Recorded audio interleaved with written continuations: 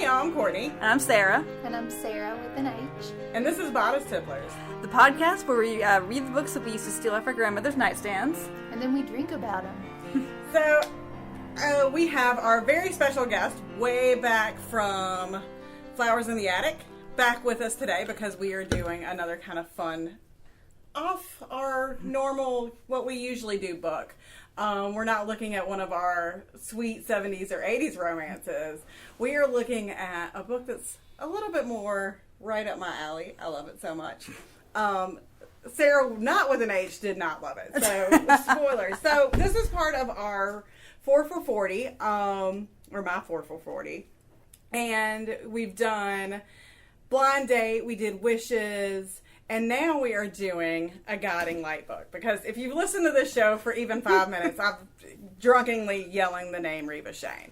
So, this book... It actually only happened on Flowers in the Attic, and that's when I couldn't handle it anymore. So, this book is by Julia London and Alina Adams. It was published in 2007. It's called Jonathan's Story. Now, before we get into this, we're going to talk a little bit about Guiding Light. But wait, first we should talk about what we're drinking. Yes.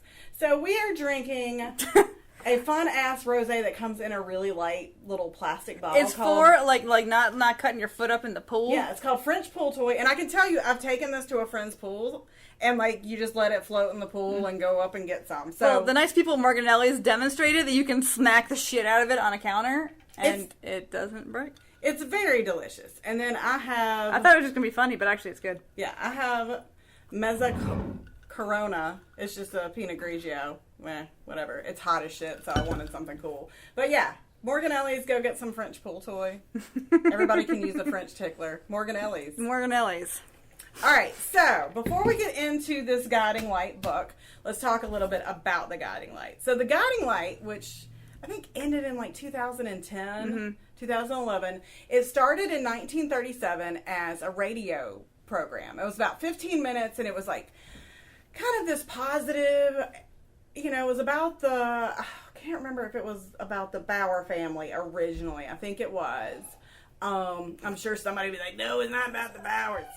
Coming at me. If you hear my husband in the background, baseball season and the All-Star coming up is happening. That's what's going on. So anyway, 15-minute segments, uplifting stories about families. 1937. 1952, it segues into being a soap opera. Becomes on television, and there it remains until the late aughts, early teens of the 2000s. When all the soap operas really were struggling. Was it always on CBS? It was always, I believe it was always on CBS. So, again, if you have listened to Flowers in the Attic, you've heard Sarah and I talk about this a lot. I was very, very into my wine when I was talking about it. So we're talking about it before I get very, very into my wine. So this was a show that I watched with my grandmother. It came on at 3 o'clock, and we would sit in the informal dining, informal living room, not the good room. Oh, no, God. There's no TV in the good room. Yeah. Jesus Christ. So you'd be in the den, not the good room, but the den, and we would go before and get, back when McDonald's just had regular size food, we'd go get a little McDonald's cheeseburger, and we would watch Guiding Light. And it was one of the best memories I have, because we would both get so into it. And the Guiding Light was one that you could watch with your grandmother, because it wasn't as salacious as Bold and the Beautiful or any of those. It had banging on it, but it was done in a very romance novel way. They were always wrapped up in sheets. They were always in sheets, and So was mummies fucking? Yeah. Sometimes they'd have these elaborate crazy, looks like a fairy tale setup for it. It was very much this is what romance is. And they always had a glass of champagne before they did anything. Yeah, there's always a glass of champagne. Well, it does help you get over. I was about to say get over the hump. Apologies to our listeners. I didn't do that on purpose. You're punning. Okay. So,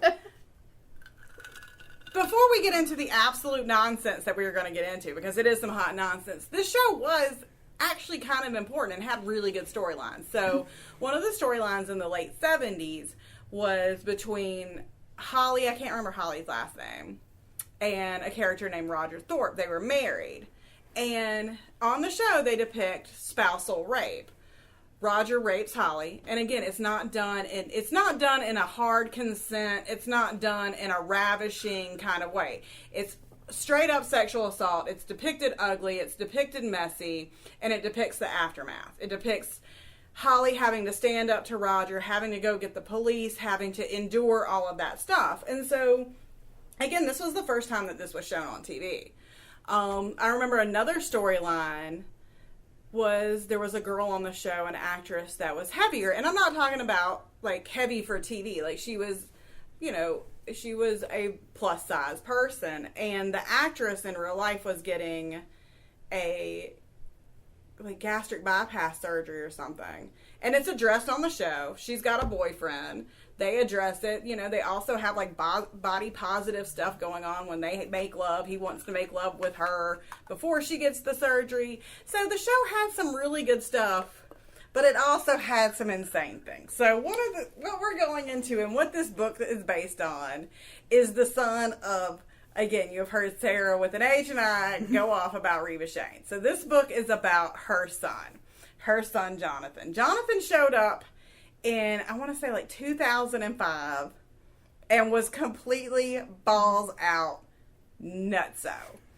So I think Sarah has a list of, like, Jonathan's crimes, because for a long time he was just a complete son of a bitch, and even after he became kind of an anti-hero, he was still a complete son of a bitch. So, and I'd like to mention, I did look up what this guy looks like, because you would think that he was, like, the hottest, like, piece of butter to hit a piece of bread. He looks like if you were drawing Keanu Reeves, but you forgot how to draw people's eyes. He is not hot. He was so cute to us back then. Oh, God, he was cute to us. And also, it wasn't necessarily that he was hot. It was that the actor who played him played crazy so well. Again, it was very much like when we talked about it in our Barnabas Collins episode, Dark Shadows episode. Like, if you look at that guy, you're not like, yeah, look at honestly, that. I would do that dude before I did this dude. And that dude was gay as so queer as a football bat. But to have a Keanu Reeves-esque sort of dude on Daytime who was closer to your age and just a straight up bad boy, and not like the Ted, not like the dude, but more like I'm just gonna, like, slap a book out of your face and yell at you and say party like drugs. that. He seemed, like a lot of the bad boys, or a lot of, like, the bad guys that you got that were on soap operas were very still, like, milquetoast face. So this guy that looked like exactly he actually kind of looks like a skater boy. Like, he wore, like, the baggier pants and stuff. So it was a little more authentic, and, like, he's gonna make you go to see his band play, and it is gonna be awful. Is gonna make you go see his band play. It's gonna be in a garage. He was the only guy he was the only character that age on the show who didn't look like a frat boy. Yes.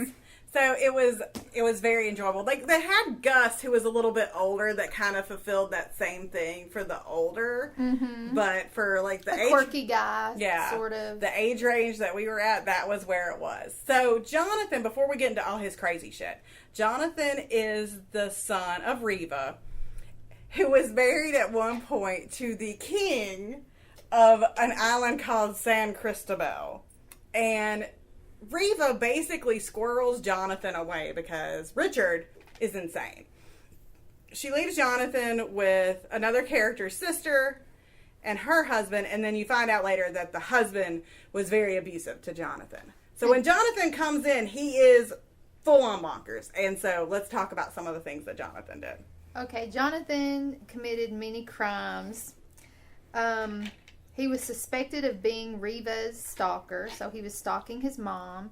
He sold a party drug to Lizzie Spaulding, who is another character about his age. You'll hear more about her as we progress. He sent harassing emails.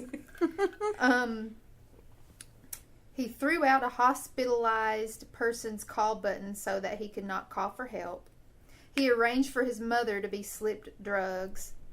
He maliciously seduced his cousin, Tammy Winslow, in order to exact revenge on his family for giving him up. So we've That's got... probably the big one. Yeah, That's the big one. incest And I joke. will point out, by the way, that this entire book, and this book is how many fucking pages? And Tammy shows up as a ghost in it, 300 and almost 40 pages. And nowhere in it does it say they're cousin fucking. Cousin fucking. Well, it's pretty much I guess like... They're half cousins, right? Yeah, I guess also the thing is that they're assuming that if you pick up this book, That's the thing. like you know all about the cousin fucking. Because Yeah. it was a big deal when it happened. Because like he straight up like he doesn't tell anybody who he is for the longest fucking time. Mm-hmm. So he is like he goes into it knowing that he's about to like commit incest, and he is basically catfishing her into incest. So I guess. Catcest? I don't know. So he catfishes her into incest, and then like after they have sex, and I think it was probably like Tammy's first time, he's like, surprise! We're cousins! If you guys invite me on the show again, it has to be a book that doesn't have anything to do with incest, because I do not want to be typecast as that incestual friend who shows up. Now, okay? yeah, for our expert on incest, Sarah, with an H. Okay. Oh yeah, not Sarah with an A. And I will have you know that when I listed this as read on Goodreads, I'm not sure if she listens to our podcast or not, but a friend of mine, Amanda, came in and say, "Oh my God, seriously, it was like Game of Thrones before that was cool." See, it was on. So I hope Mark. she listens to this because she was real excited about us reading it. There are a few other things about Jonathan that our listeners should hear. I won't go through the whole list, but I'll do a few highlights. He drugged his Aunt Cassie and then made it appear as if they had slept together. That's pretty devious. Yeah, that's the second worst. And something that's just in there, it's mixed in with some goofy stuff. He set himself up to fall down the stairs to make it look like his stepfather, Joshua Lewis, pushed him. Joshua. And then the silly one, he broke into a record store and attempted to steal a CD. Not the money, not like some awesome like collection of vinyl that's worth shit tons of money. No, just a stupid CD. He knocked his mother unconscious. He did a lot of bad things to Reva. He set houses on fire, at least one. He planned to set Tammy's house on fire. He changed his mind and then accidentally burned it down. Like he's just one of those. Like he's such a sex idiot. He guy. stole files. Yeah, he stole files from Sex Josh. He trashed rooms. He broke into a house just to Mess up the family pictures. mess up the family pictures. I remember when that happened. And one of the funniest things that he did, well,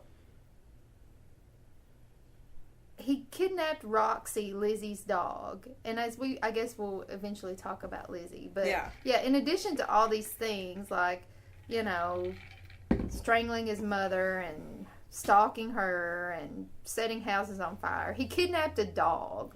Okay, yeah. And we love him. And again, He brought so much life to the show. Yeah. Again, I think in regards to Guiding Light, he's the only one to get a book. Now, there are instances of other soap operas like spawning books. And again, our friends at the Pop Culture Center Library have good information about that we'll put up, you know, on our Well, we already read website. one. We already read a Dark Shadows one. So, Yeah, we read you know, and so like this, there's been other like instances of having a book based on a character, but again, Jonathan was so wildly popular. Well, and he also won an Emmy too. Yeah. Which is kind of a big deal for an actor of his age back then. Because didn't it take like Susan Lucci her whole damn life? Did she ever win one? Yes, she did. She finally won one. And so like I think the actor's name was like Tom Pelfrey or something like that. So he really was dynamic, and like he was one of those characters, again, like we talked about with Dark Shadows, came in and was supposed to be this one thing, and then people just fell in love with him and it turned into something else. So like they kind of had to walk back his complete insanity. So basically he goes from catfishing Tammy and terrorizing her to them being wildly in love with one another, wildly, passionately in love with one another. But everybody in the town hated him and distrusted him. I think Reva's the only person who got his back, but she was always kicking his ass too. Yeah. You know, what are you up to now, Jonathan? And I know because I'm devious in my mind. Look at his shifty fucking eyes. I don't blame her. He was like, he had, just as like Reva could say Joshua very, very, distinctly, he never called her mom. He always called her Reva. Yeah. And he had this very distinctive voice, and we'll have to see if we can, like, get a clip embedded of him being like, look, Reva! It was, like, so angry. Well, you sent me a clip, and it was him, and I think it was supposed to be a fountain, but really it was, like, the kind of fountain you have in your backyard. It's like a water feature. Well, see, the He's fountain... just sitting there in his... The fountain is parallel. In his, like, Zen garden, yeah. The fountain was parallel because Reva, in the 80s, had a big fight with Josh. And she takes her clothes off and gets in the fountain. Oh, I remember Did she yell that she was the Horace Springfield? She baptized herself the Horace Springfield. That's like one of the top moments in soap opera history, period. Yes, that's right up there. Oh, it was so good. So that was kind of a nod to that, him being in the fountain. Yeah, but it was, I cannot express how little this fountain was. Like, his boat was in it, but then, like, all the restroom was just, like, laying out of it. Because Reva jumped in it, too. She was like, hey, I can do this. This ain't my first fountain, bitch. I mean, that was she jumped in the fountain. He was like, that was the great thing about the two of them on screen together. It was just like who could chew scenery more. And so, oh God, it was so good and fun to watch. Apparently, when he broke into that record store, the music store, somehow or another, and I can't remember why or how, but Reva was there too. Maybe she was following him to keep him out of trouble. They were stalking each other. Shit. And the police came and caught him. And Reva made up a lie to tell the cops and talked him out of it. And then he realized I think that was one of the points in the show where he realized, oh shit, my mom is really cool. Like, I need to stop trying to strangle her. Stop stalking her. Maybe I shouldn't slip her drugs. Yeah. What she does for him in this one is pretty spectacular. Okay. Yes. So the setup for the book. So. Pass me that wine, please. Again. I'm gonna need some. Okay, so Jonathan and Tammy are wildly in love. There's another character named Lizzie Spaulding, and Lizzie is part of the Spaulding family. The Spauldings are kind of the rich, devious family. Lizzie basically is trying to keep Jonathan and Tammy apart.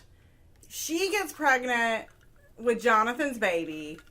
I can't remember how that happened, if she did something to him. There was some sneak around happening. I think she did something to, like, make him fuck her, basically. So she has this baby, Sarah. Now, Alan Spaulding is obsessed with this child because it's his great-grandchild. And he wants to keep Jonathan out of the baby's life. He will stop at nothing. He tries to have Jonathan killed, but it's backfired. And Tammy is killed. I guess it's not really backfired because he didn't give a shit, I guess. Why did he care? He killed... Well, yeah, I mean, Alan gets really sanctimonious later, so it's kind of fun. But, so Tammy's killed. It's very tragic. There's, like, an extended, like, hospital death scene, and Jonathan just like, no! So he becomes determined that he is going to keep Sarah away from the Spaulding family.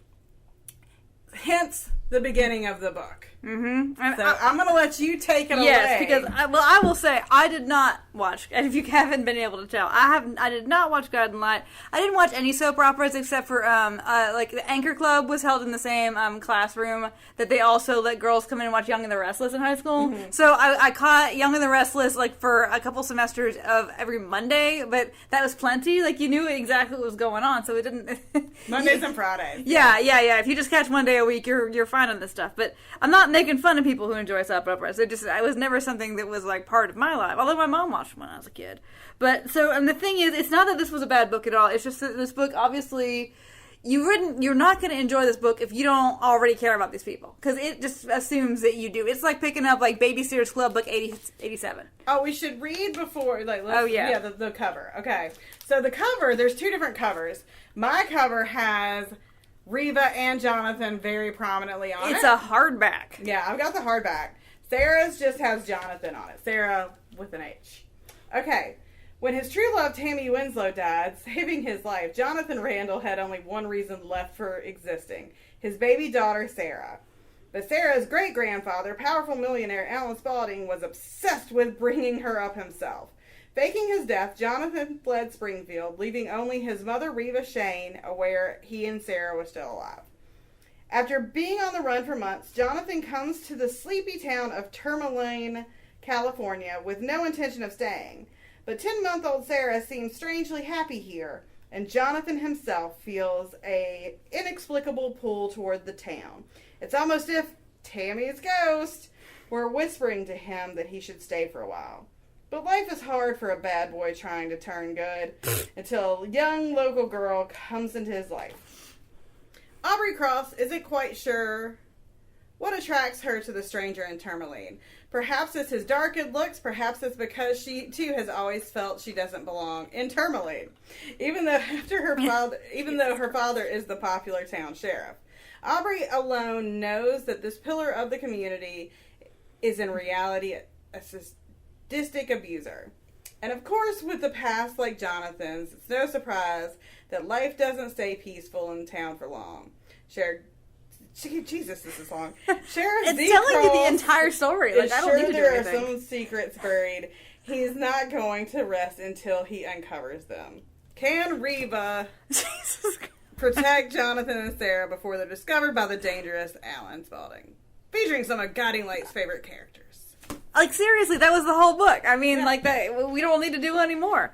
But I made notes, and of course I read this book now like almost a month ago, so it's like a dream, barely seen. I will say that if you would like to pick this book up and you don't know anything about Guiding Light, it does really do a good job of kind of filling you in. I never like wondered who these people fucking were. It was really obvious, and they kind of. It's not badly written. I don't want you to think that, but I mean, you're gonna like it more if this is your jam, obviously. So, 3 pages in, a car has already exploded in a quarry. And you can tell, like, reading it, like, obviously this is, like, the end of the soap opera story. Like, it's, you just know, you know. So, clearly, it's obvious that Jonathan has faked his own death, and gotten away with the baby. But, like, you know, you're supposed to think that, ooh, it's all in question, right? And millionaire Alan Spaulding might be right behind him. Well, so he's going all around the country. He's not staying anywhere very long until he ends up in Tourmaline, which is called Tourmaline because there used to be a tourmaline mine. But once the tourmaline mine gave out, I guess like they were making all them hair dryers to say they're made out of tourmaline. Like what I mean, other than like the those polished rocks you used to get at like gift shops when you went on field trips. What the fuck? Anyway, Tourmaline. It's a small town, and you can totally tell these people have never been to a small town. And it's inhabited by a bunch of people who nobody cares about. And Aubrey. Aubrey is like counterculture. She's a bad girl. She doesn't fit in. She had to move back to Tourmaline like when her mama was dying, but she doesn't want to stay in Tourmaline any longer than she has to. Like, she dresses crazy. Like, she wears Radiohound shirts. Oh my god, and Jonathan had that's the best part of this book. When they first met each other. When they first met each other, they were both wearing shirts that were called for Radiohound. I mean, I don't know about you, but I was like, holy shit, is this, like, should I, like, I think that's supposed to be Radiohead. Did you look it up to make so sure it wasn't I was like, something? is there a band called Radiohound that I'm missing? And yeah, the answer is no. Hilariously, the most like rebel thing these people could think of. The most thing, like, there's somebody walked in like to pick up your daughter wearing a Radiohead shirt. Well, hell. See, I would have pegged Jonathan to be a Motorhead. Oh my god, he's so much more a Motorhead. Like, if you're gonna put head like in Bad there, Brains or something like that. If you're gonna put head in there, but it was. But that would, I mean, the daytime world has no. Sarah was texting me about it when we were reading it. She's like, these shirts. It's a Radiohound. It was true love when they saw each other's Radiohound t-shirts. I did hear creep on the way over here to the radio. There you go. I mean, it didn't make me think. Radiohound has peep. Not creep. Yeah, and you're so ducking special. You like that? You like what I did right there? I did. I like what I did right there. So, yeah, so she's such an iconoclast. She wears, like, cowboy boots and skirts. Yeah. Yeah, and everything, she's a fucking weirdo. It is. She's got short hair. Was it San Diego or San Yeah, Francisco? it was San Diego that she Okay. had been in nursing school or something like that, and she had to come home when her mom was dying. So, and she also wears her purses crossbody, so she's just somebody to look out for.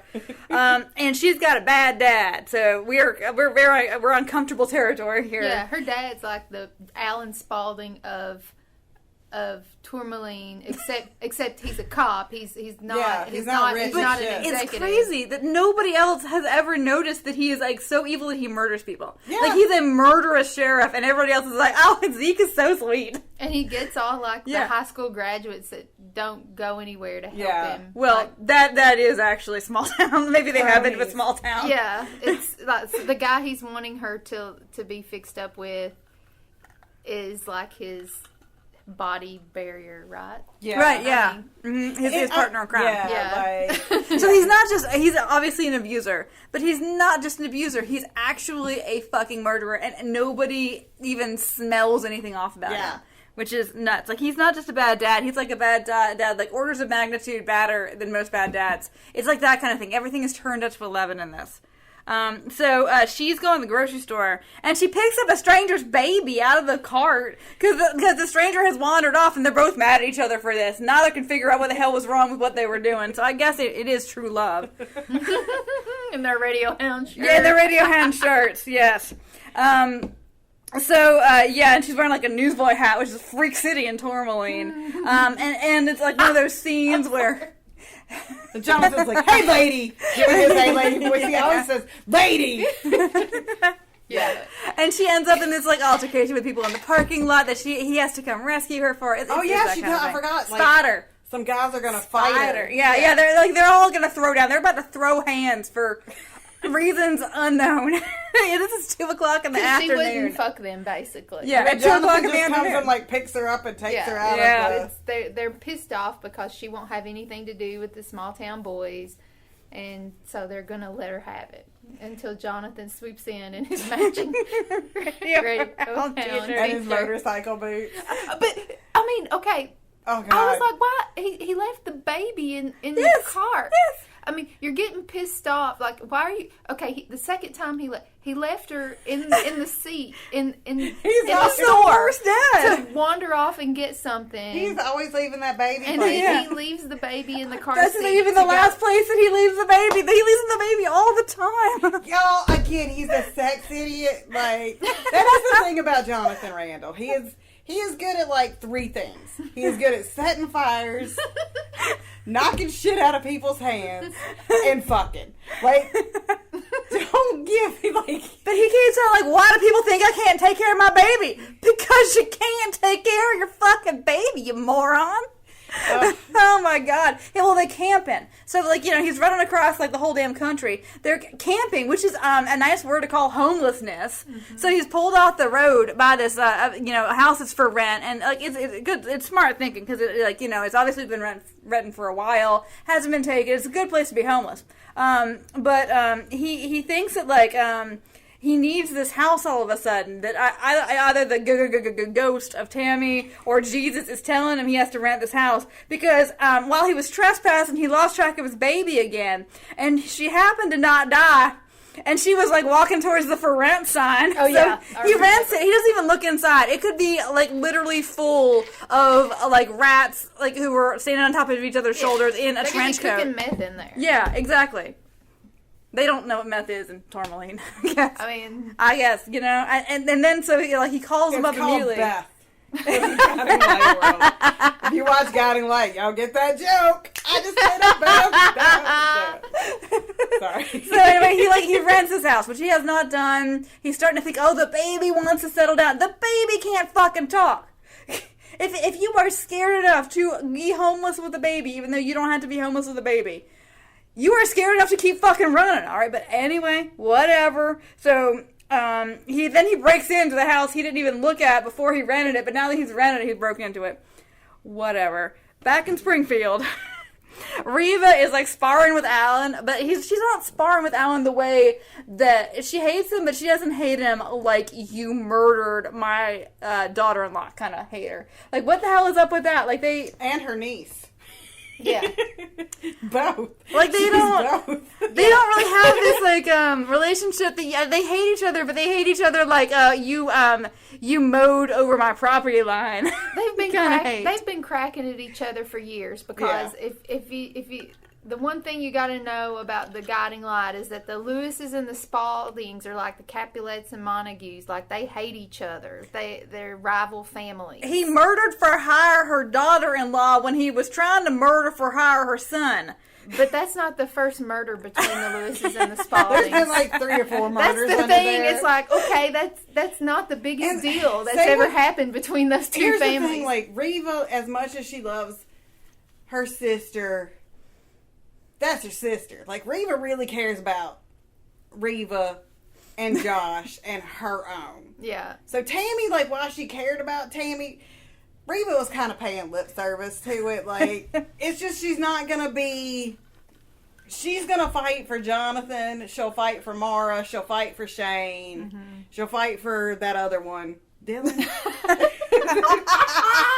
Is it Dylan? Yes. And I think Dylan. Dylan was her oldest one. Dylan was the hottest He was one. the blonde, Oh, yeah. Dylan was... He Dylan wore was bomber 80s jackets, hot. too. Dylan looked Yeah. like one of the Lost Boys. And he wore Oh. he was blonde, he had blue Yeah. eyes, and He always had a leather jacket. he had like the So you the couldn't see his bomber- Radiohound shirt. Jacket. He was more Lost Boys vibes. Yeah, he didn't wear shirts with things printed on him. It was Reva's always a white sons shirt with all a bomber like jacket. match the era of hotness. Like, yeah, he looked like he just walked out of like a Bon Jovi video. Isn't it again. so funny that we love Reva Shane, They love and her progeny. and all of her sons were like, yeah. Yeah, I love her son. The only Spaulding I loved was Alan Michael. Yeah, I liked Alan Michael. Although I went back and forth Because he with was like a him. Kennedy. That's what he looked like. he looked like JFK Jr. I was gonna say one of the hot Kennedys or one Yeah, of the he looked like JFK Jr. And shit.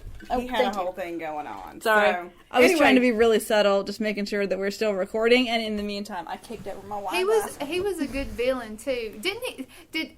He got turned good by Lucy. Didn't he? But didn't he kidnap Elaney? Yeah, but then So what is it with like in the Guiding Light? Like how there's a continuum of men kidnapping women usually. yeah. Like Well, that's what they do on soap operas when they can't figure out what else to do. It happens on Yeah. Dark Shadows too. I mean, that like you could, because then you get this whole dynamic, and like, I get that story, like, you know, that as a writing crutch. Yeah. How do you get these two people together? How do you get them to Poor have conversations they wouldn't have circumstances, otherwise? You know, and like Yeah. you know, and there's a lot of pressure, so it makes so like, it makes an interesting storyline. Oh, Gus ended up being a Spaulding too. yeah, did he marry Alexandria or No, he was Alan's son. oh. He was like a bastard son by the maid or something. Oh, I forgot about that. Did he have some sort of like romance with Alexandria that was supposed to be like unspoken for He a while? might have. Oh, that was another storyline that happened. So when Gus died, his heart went to Olivia, and then his widow and Olivia fell in love, and that was like one of the very first like on-screen lesbian couples. And again, for a fairly Yeah. conservative soap opera, Yeah. they were brought together by Gus's heart, and then they started just banging it out. So. Okay. That's not the first heart transplant for Guiding Light either. Well, there was also How many Didn't people Hart- live in this town? Because Hart had Maureen's heart, right? right. And that was Cassie's first love, right? Yes, and but then That's why Donna she killed him. Hart Jessup, Yeah, and then So there's Michelle a lot of Bauer- heart transplants on this show. Michelle Bauer, before she got with Danny, the guy that she was seeing, had her mom's heart. that really good looking guy, Jesse. Okay, so how much Yeah. heart disease of the specific transplantable kind is there in this town? Oh wait, am I wrong? Did Hart? Am I confusing Hart with Jesse? It's very possible that I am, because Maureen Bauer's heart. That was in Jesse. Okay, that was in Yeah, Jesse. so just two heart loves. Okay, so And then Danny broke them up. so and, it was just like, because of Hart. Yeah. His name was Hart. I associated him with Maureen's heart. Yeah, there was a guy named But Hart. apparently Hart didn't have anybody's heart. No. I'll take this opportunity to remind you that even if you tell the DMV that you want to donate your organs, you need to discuss it with your family and make sure that your family is very aware of your wishes, because your family can choose not to do it. This has been a public service announcement. We'll put a picture of Hart Jessup up and a sign that says "Have a heart." Yeah, and we'll try to get people to talk to their families about their organ donation. Yeah, see, because we can move mountains. Very good. Okay, I'm sorry. Hey, we raised $600 for Rain. We did. All right, so Reva and so yeah, so Reva and Alan are like sparring together, and all the point of this scene is A, because we know that you like Reva Shane, and then B, to let you know that he's got kind of this undercover way of letting her know that he's okay, which he's been doing forever, which is to send like a flyer from wherever he is, but it's not like something personal or anything. It's just like, like Hoot Nanny down at the Poke Hall. Yeah, here's coupons intended from some bullshit place. But the thing is, like, that sounds like a good idea until you think about it, and then you think about the fact that, wait, you think you're being followed by this incredibly wealthy man, and that is enough of a... All he has to do is intercept her mail. Yeah, and then he would know exactly what that was. It's not like the hootenanny sends you mail from, like, buttfuck Nebraska. Alan's sort of stupid, though. Like... For all of Alan sneaking around and doing we'll discuss that with what happens at the end of this book. All these people are going to get the chair at the end of this book. You would think all of the means that he has, that he would... Well, but they also have to keep Alan just likable enough. Yeah. Because they did try to kill him off a few times. Also, he has no reason to think that these people are alive. Except for the fact that he may know he's in a soap opera. Yeah, that would give it away. But so anyway, so like we go back to Springfield to let you know that she knows that he's not dead, and she kind of always suspected that he wasn't dead, even though that's not what they made you think at the very beginning. So anyway, Aubrey runs a daycare with her mom's friend. It had been her mother's big dream.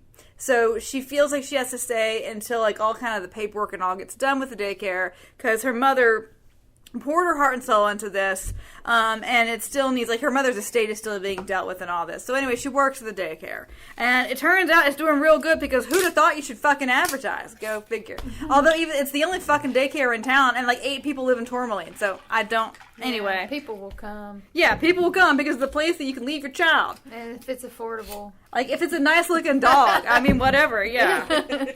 I mean, childcare is fucking expensive, you know. A nice-looking dog would take care of a child better than Jonathan does. Yes!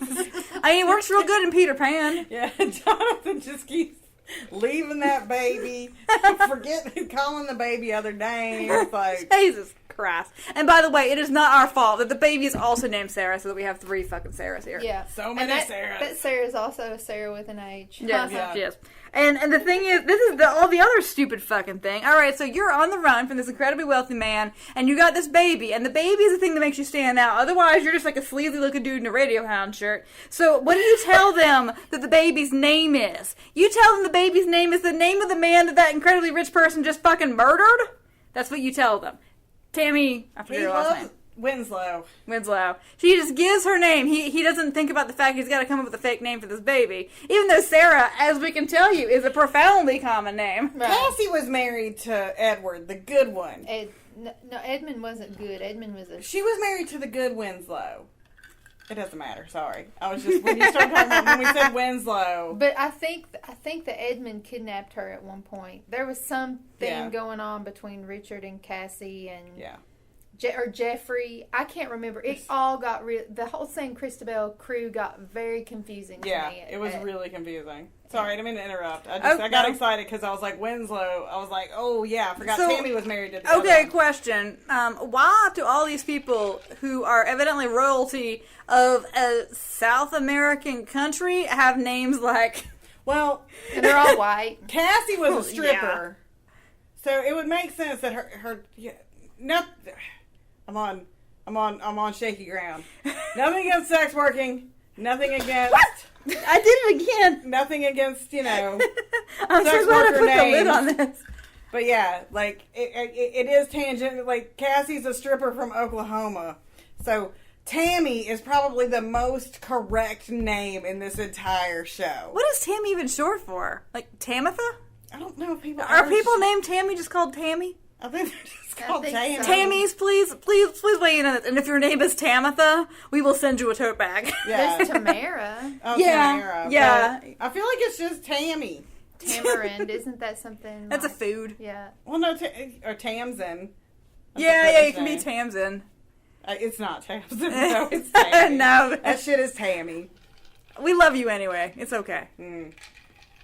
Okay, so So, anyway, I'm sorry. My, I keep doing it. Yeah, 'cause well, I get no, that's what you excited. should do because you get excited, and that's what the people are here for. If you don't give a shit about God and light, I don't think you're listening to this episode It's unless what you're like, the fuck is You're this? just, Yeah. you're just going to be completely lost. right. So, well, I mean, because I don't know anything, and so I'm telling you this from my perspective. But so, Fuckwit puts all of his documents. Now this is amazing. This is supposed to be the cutest fucking house, right? But he uses the for rent sign all the time to do this. He levers up a floorboard and he puts a briefcase full of his real documents. It's got all like his real name and shit under there. Now, what kind of fucking tar paper shack is it where you can like a for rent thing? It's got a stake on it. What is it, like half an inch? If you can force that through your floorboards, then you need to do something about your fucking house. And the snakes are coming up from under it. And B, that's just the crawl space. That's the first place I would look if I was looking for your shit. I was going to say, rodents are going to eat those papers. And I mean, like, if you were looking for somebody's secret shit, you would look in the crawl space. Right? I mean, I would. But anyway, but he is a fucking idiot. Jonathan is also good at doing ollies on a skateboard. But again, he's not smart. At least he does hide it. He tried. And I wouldn't assume that you could lever up a floorboard in a house that was, I don't know, not on Tobacco Road. So, I mean, I guess maybe it makes a certain amount of sense. But so anyway, he signs his child up for daycare because he's got to get a job. And like he takes her down. He finds out that the mysterious woman he met at the grocery store stealing his baby after he left his baby to be stole works at the daycare. Evidently, you can have you can like sign your kid up for daycare in 2007 with no paperwork whatsoever. What's her name? Tammy.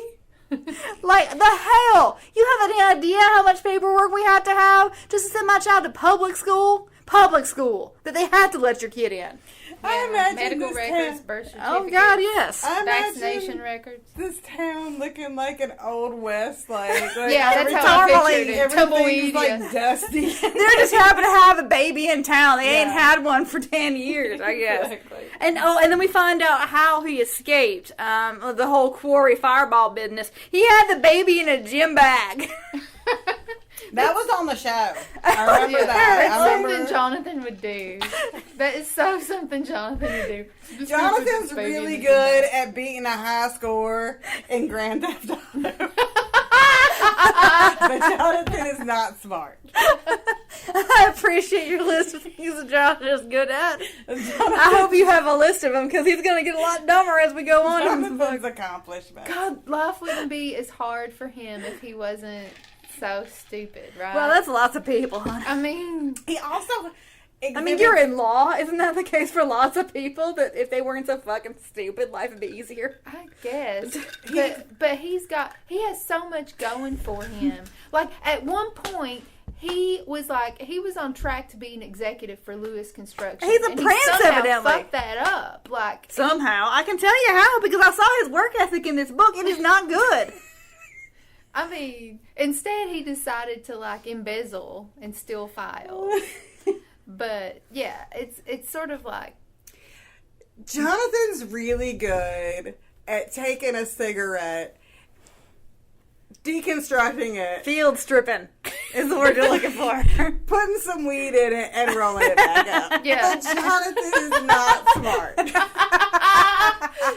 so basically this episode is kind of turning into us trolling Jonathan, The this thing character that we used to want to seriously like bone. But the thing right? That doesn't mean you gotta be smart. You ain't gotta The talk thing to is him. Yeah. we've dated Jonathan in some form or fashion. Like, and I think that's... we either dated a Jonathan or we like lusted after a Jonathan. Yeah. Oh, I somewhere lusted along after the a lot way. of Jonathans, but I could never get one because, like, those hot, dumb guys did not want anything to do with me. Maybe I wasn't obvious enough. Look, this comes up every time I go to Charleston, alright? Because you go down to Charleston, and the Citadel is in Charleston. And if you don't know what the Citadel is, it It is a military college for young men and some women who have like a poster of Paul Ryan up on their dorm room. But you go down there and they're all running shirtless and they are hot as shit, y'all. And I'll be like running into other cars, watching them go by, and whoever's in the car with me is like, you know that they're like I ain't asking to talk to him. Yeah. I'm just enjoying the fucking scenery, all right? The only book they've ever read is, like, The Fountainhead. Yes, yes. If you're lucky, if they read Jonathan's that much. on the other spectrum. You know, he would never have that poster. He would have, you know, he's kind of the leftist sex idiot. I bet he had that Train Spotting poster. Oh, yeah, he had the Train Spotting poster. That Choose Life, Choose. Yeah, he had that one. He had the Fight Club poster. Mm-hmm. American Psycho. He's reading a lot of Bret Easton Oh, God, Ellis. he is, isn't he? He is reading so much Bret Easton Ellis. And he really, like the book that you have read and liked, that he's read and liked, is, like, Thomas Harris. Like, he loved Red Dragon. He's making you mix CDs. Mm-hmm. And you're like, oh, he's boy, breaking into record stores to steal the CD. And it's like Limp Bizkit, but he's so hot. No, he's not. He's more like... He's got I can't picture the Limp Bizkit. Yeah, whatever happened to Fred Durst anyway? Oh, God, do you want to know? I bet it's terrible. I bet he had plastic surgery. I bet it's like Axl Rose. I bet he's become like a big Republican now. Yeah, I bet he has. wouldn't be surprised. The bassist, like, remember I went through this weird phase where I thought the bassist, the Limp Bizkit, was like not terrible looking. I don't like, oh God, what was his name? We're gonna end up looking this up. Yeah, I'm gonna have to look it up. I remember in your old apartment when we lived in the house together and I lived upstairs, you had a Dave Grohl picture on your refrigerator that we loved. Well, he turned out to be like a decent fella. He's all right. I never thought he was hot, but he's a decent human. I don't know anything about his politics, but he's like stood the test of time, I guess, in rock and roll. He's been like inducted a couple of times. Those early, the people that we were like, let's like listen to and be into. Again, this is. But I remember that that's like I don't remember. It's like I have random memories of our friendship together, and for some reason that Dave Grohl picture on your refrigerator is one of them. He's like doing this. I mean, I know you for radio. I know you viewers. It's great though. It's great. Listeners cannot. It's great. Listeners cannot like see my face. We also kicked out a guy at a party for making fun of our gay friend, and we almost beat the shit out of him. Oh yeah, was that the Halloween party? Yeah. Which was it? Which Halloween party was it? Was it the one where we were dressed as the triumvirate, or was it the one where it was the triumvirate one, because we were feeling ourselves that night? So we have this friend, and like this guy kept harassing him, was throwing stuff, and finally we were like, who was that guy? Oh, God. We don't have to say his name, but I can't. Oh no, it's okay. You said he was fucking a professor, and they both left. Oh, now say his name. Like I think she went to she was originally from Duke or something. I remember exactly who it was. I don't remember who it was, but I do remember raising hell at your party, and it was if he is there was always our friend, an and excuse to Sarah's gets to the fighting side of me, and she's like, "You get out of my house right now, son of a bitch, or I'm gonna kick the fuck out of you." And he was like, "I'm gonna go down to the bars." She was like, "Go to the bars because our party's way better than the bars, and you can go be somewhere else." And we're Who like, said "Yeah, that? you did." Oh. So I was always good for a fight. this is what we were like when we were lusting after Jonathan Randall. Sorry, I digress again. I wasn't that cool. I'm sorry. Well, anyway, so what happens is he needs to get a job.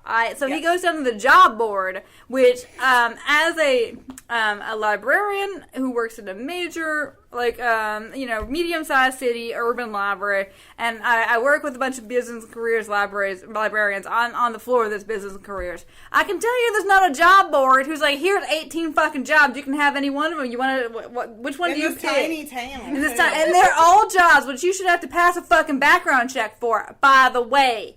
Anyway, so, it's ridiculous. But, so, he goes and he's like, I can work construction, because I have seen construction. So, and then they tell you that this baby has had a bone marrow transplant, and meanwhile they're just riding the rails with eating pigeons. I mean, she's of seriously compromised health. I mean, she's fine now, but has a medically complicated history. And no. They're just gonna hobo it. Jonathan's really good at shotgun and Red Bull. But he's an idiot. It's probably not even Red Bull. It's probably one of those other really like Four fucked up Loko. brands. He Yeah. drinks Four Loko. He can't find it anymore, but he stocked up before they quit selling it. Yeah. He drinks a lot of 3-hour energy shots, but he figured he does the math. So, and then you find out that there's also in this town, and of course, Aubrey, everything is just like kicked up to the like beyond what it should be. Aubrey is not just a nice lady who's good with kids at the daycare. She also helps out with this group of like older, well, these are teenagers to young adults who have developmental disabilities. So we also meet Mark, who has Down syndrome, at the furniture store, and we know we're going to see him again because there's like 8 people in this town. Somebody actually calls Jonathan out for calling himself JB because that's not a fucking name.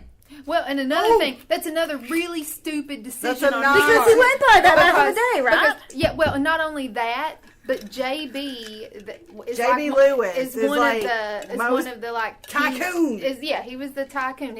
He was like the guy who founded Lewis Oil. He's the father of Joshua and Billy, right? Yeah. And Reva was married to him too. Reva went through that whole Lewis family. She fucked the entire Lewis She married family. Billy, she married JB, and she finally ended up with Joshua. And Joshua was her favorite. Joshua was her Soulmate. favorite. Soulmate. Yeah. So she was all little about match that there. Lewis. So in other words, as if somebody was like, "What's your name?" I didn't want to tell him, and I was like, "Roy Shaver," which is my dad's name, and not a particularly fucking common name. So Yeah. JB was like the equivalent to the Lewis family that Alan Spaulding was to the Spaulding family. So if Alan Spaulding's like, okay, so there's this weird guy in our town named JB, and he's got a daughter named Tammy, Alan's going to be Winslow, like... the whole name. It's a whole I fucking feel name. like though that Alan's going to be like... the choice yeah. of using these names in that book was like when you go to, if you went to the Skinner concert and instead of Sweet Home Alabama, you know, when you've gone, I've gone to a Skinner concert, it's Sweet Home South Carolina. You're like, he said my state. So I feel like in this, it's kind of like, they said JB. They Yeah. said Tammy. You know, like. Well, Tammy's in it plenty. There is Good, some good nostalgia. ghost, y'all. Good ghost. I was kind of... So Easter I eggs, I had guess. mixed feelings about Yeah. the ghost, Well, ghost she's in bit. the. She showed up on the show later too. Ghost Tammy was on the show. Well, I thought maybe she wasn't real. No, she's totally real. is It's a fucking absolutely ghost, yeah. There's a ghost. She's so pure and good that if anybody's gonna be a ghost, it's gonna be Tammy Winslow. I couldn't stand it. So I anyway, didn't like her either, I was actually. so glad when she died. Like I was always Team Lizzie. I was actually hoping that I could say that. I didn't like Tammy. Tammy she was annoyed boring. me. She was Yeah. just, she was so she was like one of our romance novel heroines from the 1980s. That's just so good and pure Kinda and like beautiful. Yeah, she didn't have any bite to her. Mm-hmm. Where Lizzie was fucking crazy and kind of amazing. Like, anyway, all right. Yeah. well, and this is the point in the book where the ghost of Tammy shows up, and you can't tell at the beginning if he's dreaming about her or not. But the ghost of Tammy, and the ghost of Tammy is not, I mean, I'm sorry, if you murder me, I'm gonna be like Anna dressed in blood, alright? Look the fuck out, bitches. I'm tearing your spine out of your windpipe. But no, the ghost of Tammy's all like, I wanna fuck you. In my wedding dress. Barf. So anyway, the ghost of Tammy's here. But she is. I just want to be like, bitch, get out of the way, because this Aubrey chick has I more in love common her. with Jonathan than you ever did. Yeah, like Radiohound. That's never gonna not be funny. Right, I know. We need to make Radiohound shirts. Oh my god, well, let's can do that and sell them on. We'll be selling Radiohound shirts. Oh my god, that's Yes, amazing. I can promise you. I don't know. Julia London might. She don't. Radiohound? No, you can't copyright that shit. Anyway, so yeah, I understand that you can work construction with no papers. Definitely. People do it all the fucking time. Yeah. That's one of the jobs you can get without papers. You cannot register your child for daycare with no papers. Anyway. Yeah, you at least need a birth certificate Some. and proof of vaccination To make sure you depending on- didn't, for maybe example, not in California, kidnap your baby. Well, no, you still had to have a religious exemption paperwork, I'm sure. I mean, gotta be, right? But so anyway, he's got the worst work ethic. You would think if it was just you and the baby you stole, that you would be on time for work every fucking day because you gotta put some like food in that baby's mouth. But no, No. Jonathan is the fucking worst employee, and he talks them into hiring him. But no, they shouldn't have done it, because he's awful. Jonathan's really good at perfecting how long to cook a Hot Pocket without burning your mouth. Doesn't he cook one in the show? I mean, But in Jonathan the book. is an In the idiot. book. Isn't You know what? I think he that- does make spaghetti, right? He makes yes, he does spaghetti. make spaghetti. He does cook a thing. No, you know what he's real good at? You know that thing where you slap with your two fingers on the inside of somebody's arm and see, Yeah. yeah, like who can make like the. What is the goal of this? Just to make the best mark on somebody, just to Yeah. hurt another human? Yeah, Jonathan is really good at that two-finger slap thing, and there's got to be a word for it, but it's probably racist. Yeah. The other thing that people used to do is too racist that we can't, Oh, the rug burn of Yeah, the rug burn. the First Nations rug burn. Yeah. I bet he gave a lot of those as a child and as an adult. Native American burn. Yeah, in fact, that's why Alan Spaulding's so mad at him, because he gave him a. Now, I will, we gotta take a step back, because Alan Spaulding is the bigger son of a bitch. Jonathan is stupider. Oh, well, he murdered his wife. So, and, Sure. Alan is a stone cold son of a bitch who, He's just the villain of Springfield. yeah. I mean, he pretty much is. I mean, at that point in time, because Roger Thorpe was gone. Yeah, the actor who played Roger Thorpe had Right. passed. And he, prior to that, had been, crazy mean. Like, you were just like, Jesus Christ, how is this person? Like, how was Holly ever made? Like, because how is he back in your radar? But the actor was really good. He kind of had this, Frank Langella thing going and was, psychotic and I thought he was attractive. beautifully psychotic. I thought he was attractive. I was like, I know you will straight murder me or, gaslight me into insanity, but that's fine. Well, yeah, that was what that's he your Brian did. He Pascal. gaslighted Yeah, he people. was he gaslighted women into insanity. Well, Sorry. this is not a Jonathan is good at. This is just something that happens in the book. He mixes up the formula with juice. I'm just going to leave that there. Oh, Jonathan. My beautiful idiot. My beautiful idiot. So, like you had to do in these books, he invites her to dinner at his house. He does cook, but they do this whole I know what you are thing. I can see the abuse in your face. You won't open up to me because I can see which is true. They are both tragically abused people. And I buy, honestly, it was written such that I really bought her horrible. Yeah. She's terrified of her father. This whole thing, she's staying, she says she's staying just to get the paperwork wrapped up. And of course her father's hanging it over her head. But I don't think that's entirely it. I mean, she can't quite disentangle himself from this guy, and that honestly was really kind of effectively written. But so she's she wants to know. She's like, I'm not gonna fuck you without knowing JB a little bit more about you, and you're not telling me shit. And he's like, well, I'm not gonna tell you shit. And what he doesn't say is, but you're gonna fuck me.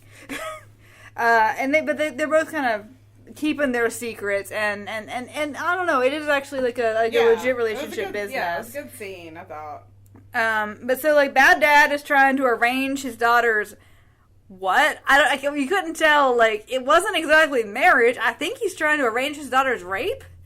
That's what it sounds like. Yeah, this is messed up. I did not write this guy's name down. That they went to high school together, and now kind of is the henchman for her dad. But so her dad keeps popping up and just getting scarier and scarier. Meanwhile, literally nobody in the town. Although I will say everybody in this book is white.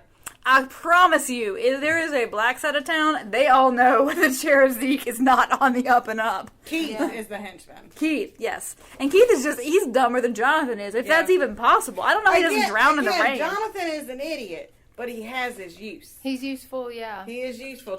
He's handy. Jonathan's going to throw you around during sex, and it's going to be good throwing you around. He's just going to throw you on the bed.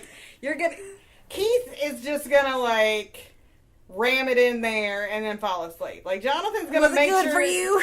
Jonathan's gonna do some figure blasting before he's gonna fuck things up monumentally, but the sex is gonna be amazing. Well, I mean, there is that Twitter meme of if you can't find your orgasm, I can tell you where it is. It's not in that guy who's got a job. It's not that guy who's got a master's degree. Hold on, we have to pause for a moment. because I have to reset my house's fire alarm. So You don't want to just let it go. Here. I talked about finger blasting and set the alarm off. That's a t-shirt too. All right, Courtney had to hit a thing with the Swiffer. Fire's out. Finger blasting. Fires are out, y'all. Fire's out, but finger blasting's in. Oh, that's such a good term.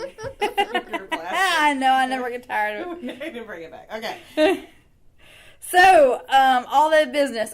Zeke starts to really become a part of this story, the bad sheriff, and he, because Aubrey really needs this paperwork. This is like the last piece of paperwork that's going to sign this daycare over that her mother loved to her father, from her father, because of course her father was, I'm sure it was a sole survivor will.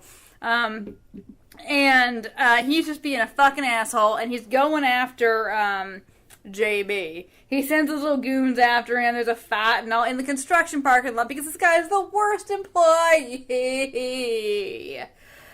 Jonathan is real good at like drawing like shit that says "just watch me" because he thinks it's real funny in the back window of your dirty car. Jonathan's really good at making midnight macaroni and cheese, but he's not. But only the kind that you put in the microwave. Easy Mac. Obviously, Easy Mac. Yeah. But you're only gonna you only have 10 minutes to eat it before he throws you back. Jonathan on the bed, is literally a prince, but he eats out of plastic bowls. Like that's the guy, you know. Yeah. He'd burn a house down trying to make Jiffy Pop, though. He would, yeah. Jiffy Pop, no. Actually, the Jiffy Pop is the fire alarm. Like he just keeps it around He for gets that. mad at things when they don't work. He thinks they're stupid and throws them. Like, Yeah. Jonathan has very poor impulse control. It's always on the show. Like, Jonathan will like do something, it doesn't work, and he's like, "This is stupid, Reba, you're stupid," and then like he'll just like He probably has fetal alcohol syndrome. he smashes a window. Now, I mean, all the champagne people will be drinking Yeah. on the show. You got to wonder. So- I mean, it was either that or was it Dallas where they always were like pouring a glass of scotch or something. Yes. There was lots of scotch drank on the soaps too. Yeah. Like always in the middle of the It's afternoon. because you have to have something in your hand as an actor. Yeah. It makes things a lot easier if you have like a thing. I mean, well, Dark Shadows. Roger, my spirit animal, spends the entire time like, "Oh, hello, baby." He's always got a drink in his hand. So the JB and Aubrey, they like bond over being abused kids. She's real upset, but like women be shopping, so there's this whole like shopping montage. And they go to the fair.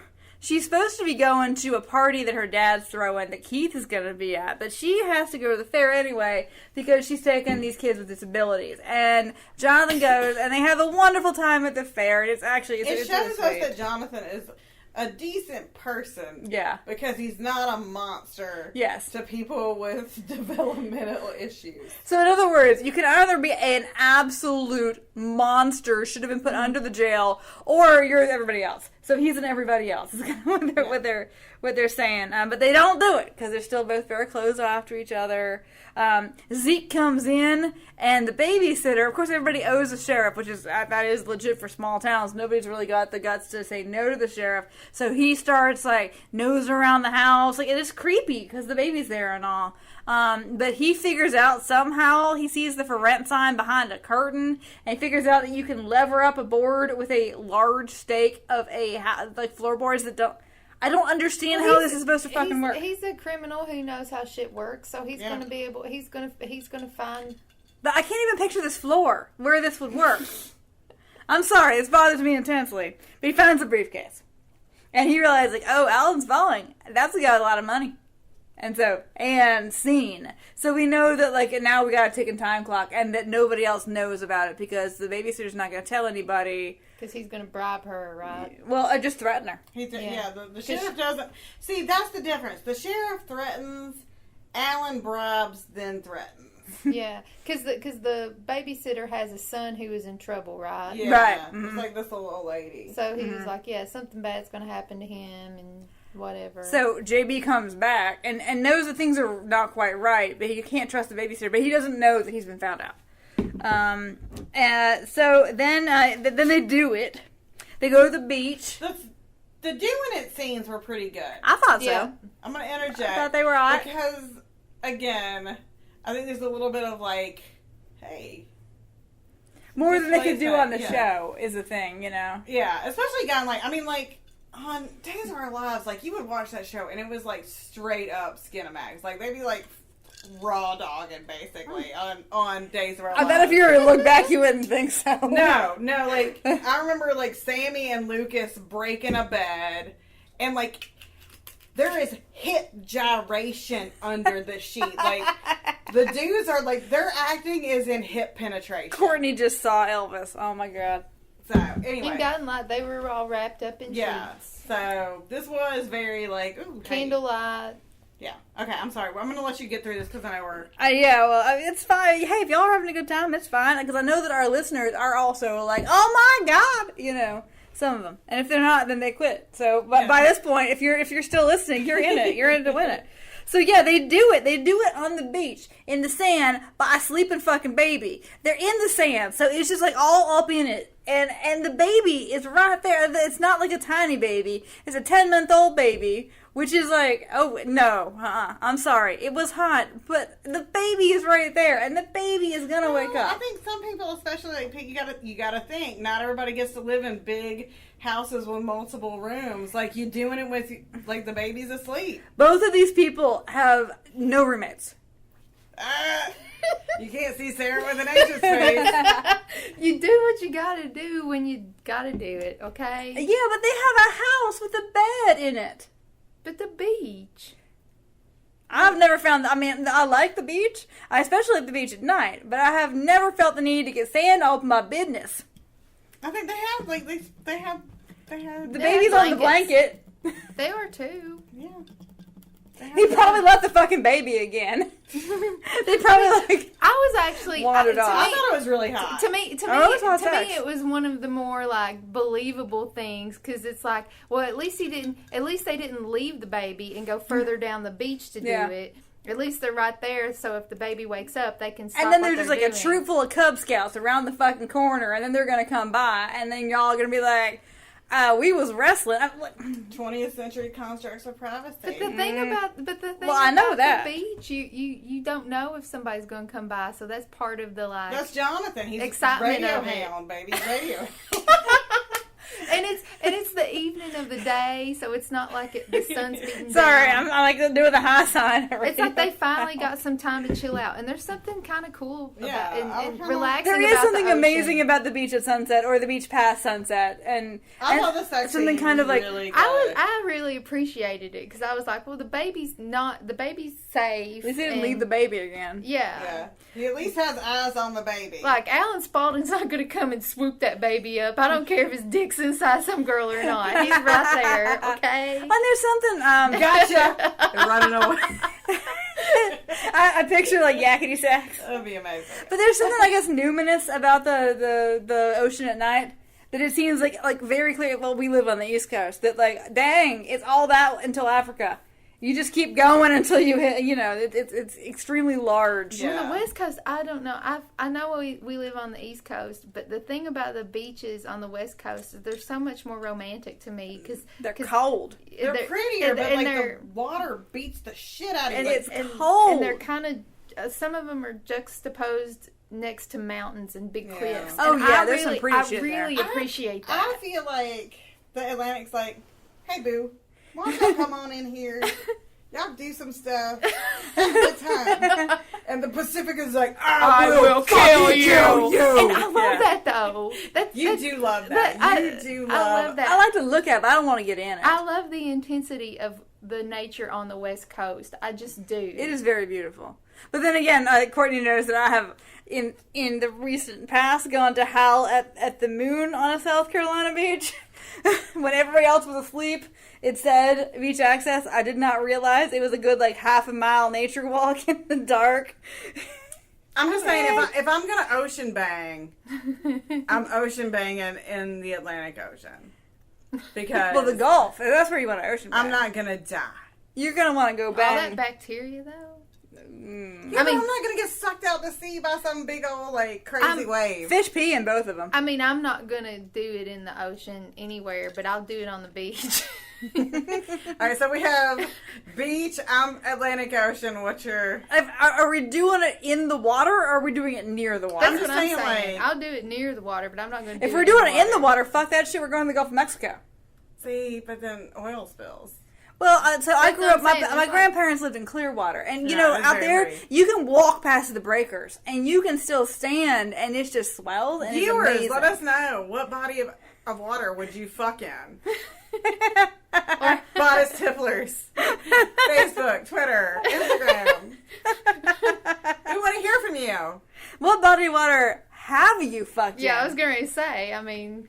Don't do it in, like, the Congaree, like, south of where all those outlets are, alright? I mean, at Don't do least- it in the national swamp. Don't do it there. At least check the bacteria water quality Right. counts before you I go. did it on a balcony on a cruise ship. Does that count? No. Yeah, it's close to water. I Well, was on yeah. the balcony though, and like half the time it wasn't enjoyable because like Oh, you're like this way, and then you're like that way. no, like I have this inane fear. You guys, and Because people and fall viewers, off those shit all the time. I mean, have this inane fear that somehow my body will be found naked and ass up. Like I always think about this. Like Yes. I had to go parasailing once because of my father-in-law, and I was like, oh my God. I was like, what's going to happen? I was like, this thing's going to go one way. My bikini bottom is going to go flying off another way, and they're just going to find me like half stuck in a building, just like with my pale white ass sticking out. Kind of like one of those garden cutouts. Exactly. This is my biggest fear. So like during my like impromptu, let's do like crazy, like be somewhere else. Woo, we're on a balcony. I was like, You're on a boat. we're gonna do this, and I'm gonna get like sexed off, and like, I'll leave your chair with Jonathan. I'm gonna yeah. Jonathan's gonna throw me off the boat, and it's just gonna be like, Columbia woman found ass up. You know. No, for some reason I'll say Midlands woman found Yeah. ass up. Well, there was sorry, y'all. Sorry. But there was a couple. Remember years and years ago, this like college couple that was found. Again, we were in Oh, Columbia, yeah, no, South I Carolina. Oh I no, remember. they fell off the roof. They were naked Yeah. doing it on the roof of a building, and they fell off the roof, and this has now become my biggest nightmare. Yeah, and it happened like right after like 9 firefighters died in a furniture store fire, and it completely stole the entire news cycle from these poor I know. It firefighters. was the most traumatic thing. Anyway, so I'm so sorry that I have like turned this Well, into this. I will tell you another cruise ship story, and our dear family friend who died this year, he and his wife took a cruise. I don't remember where it was from, but it doesn't matter because this happened when they're pulling into port. I forget if it's like out of Miami or out of Charleston, one of those ports. And they're sitting on their balcony because you pull in and then you got all this debarkation calm, stuff. yeah. And then they see across the other cruise ship, and there's a Cruise bangers. Cruise bangers. no, just a naked lady, and they're just watching this naked lady. And Tom says, "They ain't got that back in Hopkins." So whenever I think about accidentally seeing somebody naked, I'm like, "They ain't got that back in Hopkins." Well, the funniest story about accidentally seeing people naked, Damien and I, it was when we lived in New York, and we were trying to just get out of the city and go up to the beach. So we were somewhere on Long Island, and I can't remember where we were, but there was a part of the beach that was really crowded, and we were just tired of being around people, and we just wanted some... Oh, you went we the other just- direction. So we went to the part of the beach where there was nobody, and we were like, oh my God, this is just so awesome. Finally, we're just here, and there's the ocean, and then an old naked man just walks past us. And I said, well, I know why there's nobody here. We're on the nude beach. And Damien was like, I was like, fuck it, let's just stay here. You know what? it ain't gonna hurt you. If we need to be naked to be here, I'm cool with that, okay? Yeah, exactly. I'm totally cool with that. I would rather be naked with... Then be around. Right. Be Yes, around, I would rather exactly. be naked in public around fewer people Yes. than be over there with like masses amounts Right. of Yes, people. absolutely. And I was like, I'm cool with that. But we didn't have to get naked. But I was so ready to do it. I was like ready to do it. You should have done it. I was thinking about it. Don't make me tell my Caesar's Palace story again, because I will. Oh, God, but no, I read this story, which I thought was so funny. It was about a nudist colony, and about, of course, one of those, like, kind of experiential journalism things, where the lady goes to do stuff. And she, and I might be conflating two stories, but so, like, the first day at the nudist colony is fine, because everybody's naked. The second day at the nudist colony, it's Hawaiian night, and so everybody's wearing a Hawaiian shirt and nothing else. Like, They Donald Duck. Yeah, the Winnie the Pooh is what I call it. They Donald Duck, no. They shirt cocked. Shut that down. My understanding is that you cannot shirt cock at Burning Man. You can be naked, you can be clothed, but you cannot shirt cock, because that is so much more naked than naked. Shirt cocking is And then they had a 5K. And then, like, and so she ran the 5K, and I'm like, I don't know what this woman looks like, but I can fucking promise you one thing. I know what her cup size is, because I am completely fine with go do whatever, and I think it'd be fun. I would probably enjoy a nudist resort, naturist, I think we're supposed to say. But if I run a 5K, I am going to need a double, quadruple Wonder Woman fucking sports bra. Otherwise, one of us is losing an eye. Yeah. And, I mean, you'll need Vaseline for your... Oh, yeah, for your thighs. Yeah, I mean, I do. I mean, Yeah, me too. No, the So, whole I mean, world like, of yeah, the like, podcast knows. yeah, right. Sorry, that's functional clothing. I'm sorry. I'm all for it. You can get in the make it wherever you want to get, but play volleyball, whatever. But I am gonna need a sports bra. Yeah. Okay. Anyway. I'm going to... you know what? I'm the captain that led us away, but now I've got to bring us back. Because... the captain of the ship, the SS Fuckathon. The SS Fuckathon on balconies. But anyway. All right. Well, I forget that people I know listen to this. So. I know. Whatever. Well, anyway, so Tammy's ghost is weirding out the babysitter. Yeah, Tammy's ghost is hanging around. Oh, I forgot to mention that Fuckwit is so bad at his fucking job of not only his job, but also parenting, that he comes up late to pick up this child. And I have been terrified that one day it's going to happen. I'm going to come up late to pick my kid up. Well, guess what? They don't. Or something, so. They charge like $10 a minute. Exactly. So there's no way you're going to be late. But this Unless child, unless she you're really takes this child. Tell me this is like. She does. She takes the kid Yes. away. She takes Yes. it somewhere else. He gets beat up or something and has to, like, that's why he's late. Or it's even a thing they have to work overtime. It doesn't matter, because the point is, she takes a child. I would call D-Heck yesterday. I would go back in time to call D-Heck about this. 2007, they have... Sorry, that's our state agency. They have cell phones. Anyway, yes, okay. They do have cell phones. So anyway, yeah, that happens. We have our questions. Oh, to do, Jesus too. Christ, Like, we're not done yet. Let's bring So it- anyway, fucking Tammy's ghost is like being real fucking creepy, and it's Aubrey with the baby, and she's like, "Why is the ghost trying to push me out the door?" Well, it's because Zeke is here, all right, and Zeke is trying to fucking kill her, and tells her that like it was never she was never his anyway. Like, well, thank fucking God. And then like out of nowhere comes JB, and they get in a fight. And then, like, Jonathan kills Zeke, and then Reva shows up out of nowhere. And then Kapow, which I assume means Reva shoots him. And... Okay, Reva shows up because she gets word that Alan is on... Right. Yeah. Right, and Alan's coming. And then, so Jonathan and Aubrey leave with Sarah / Tammy. And then Reva says she's going to deal with it. And Alan walks in, but then Zeke isn't dead. But then Alan kills Zeke with a fucking hammer. Okay. So, what this... I didn't mean to interrupt, but... Oh, no, please. So, what this is, like, what... Because they address this on... What is the symbolism of this? They address it on the show.